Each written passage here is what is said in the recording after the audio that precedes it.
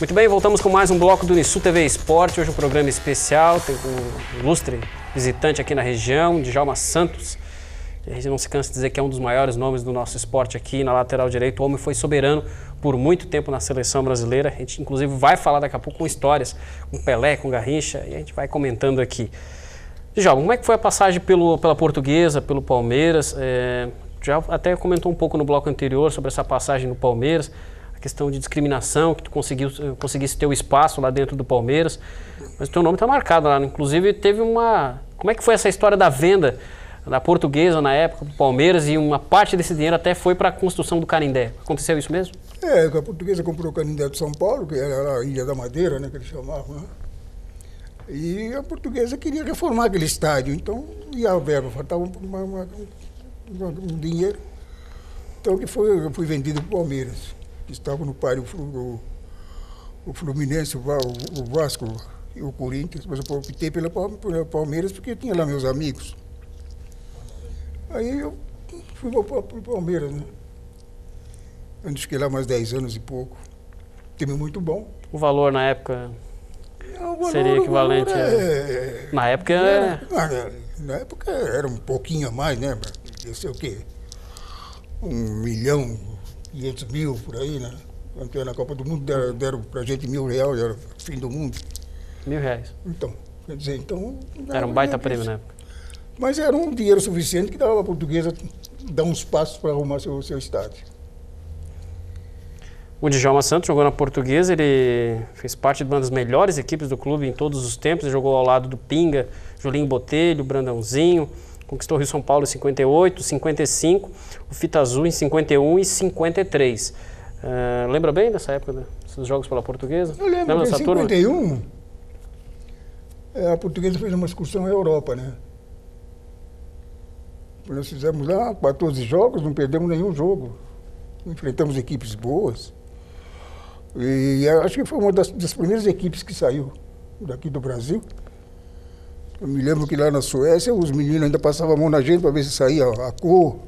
Tinha isso. Porque acho que era um dos primeiros crioulos que chegou na Suécia, foi a Portuguesa.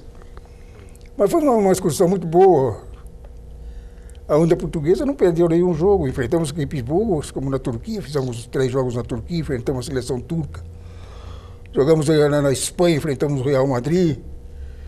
Quer dizer, então, foi uma excursão onde mais ou menos eles ficaram conhecendo o futebol brasileiro, assim, de cara a cara, como foi o caso da Portuguesa.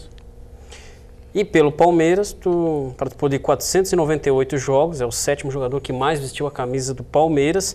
E foi campeão paulista em 59, 63 e 66. Além da Taça Brasil também, de 60 e 67. Teve algum título que te chamou a atenção?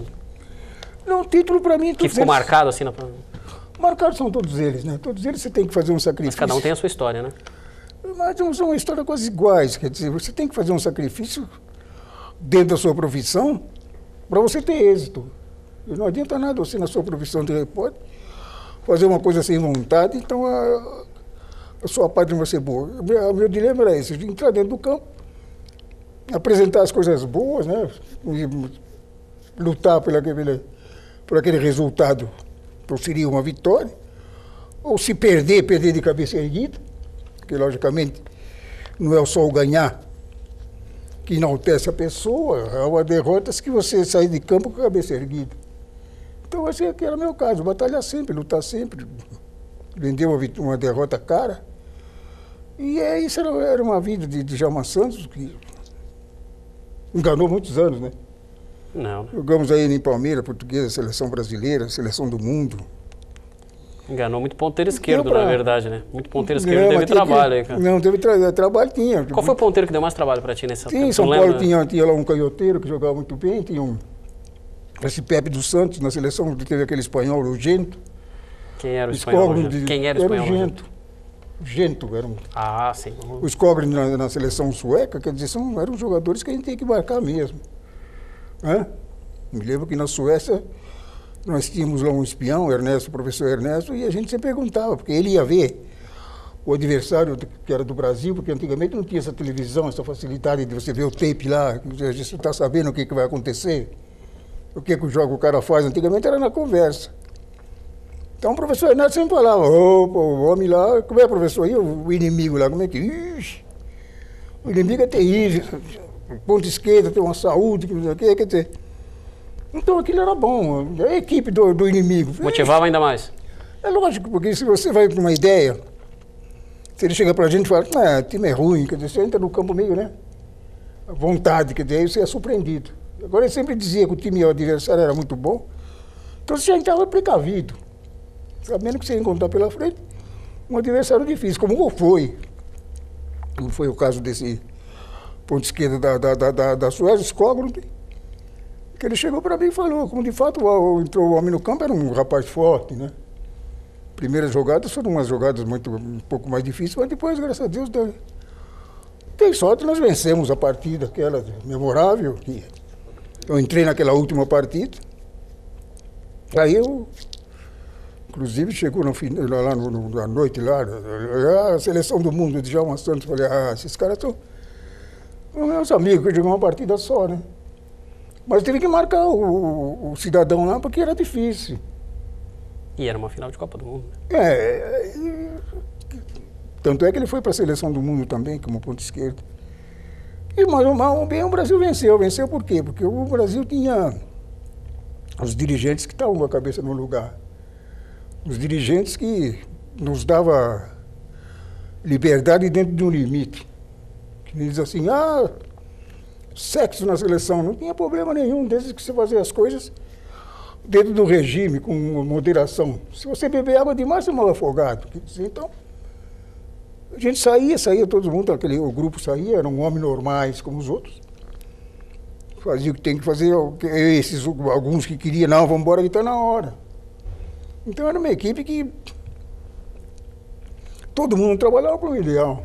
O ideal será o quê? Vencer a Copa do Mundo. Então por que vamos estragar uma saída, uma confiança que os dirigentes tinham com a gente por banalidades? Então não, vamos trabalhar direito, todo mundo unido por uma causa só. Brasil campeão do mundo, 62 a mesma equipe, tanto é que em 58, 2 dias antes, eu sabia que ia jogar. Que o doutor Idon Góes deu o diagnóstico, o Dessori está fora da Copa do Mundo. Então não teve aquele negócio, será que vai, será que não vai? Não, Djalma, você vai jogar depois da manhã. Tinha que estar preparado, como tu estava preparado e chegou na final. Como foi com o Pelé em 62. Crioulo machucou. O Pelé está fora da Copa do Mundo. O Neguinho queria jogar, ele fazia tratamento de manhã, de tarde e de noite. Ele queria jogar com o Mário Américo pôr naquela toalha quente na perna do Crioulo, queimou tudo, quer dizer.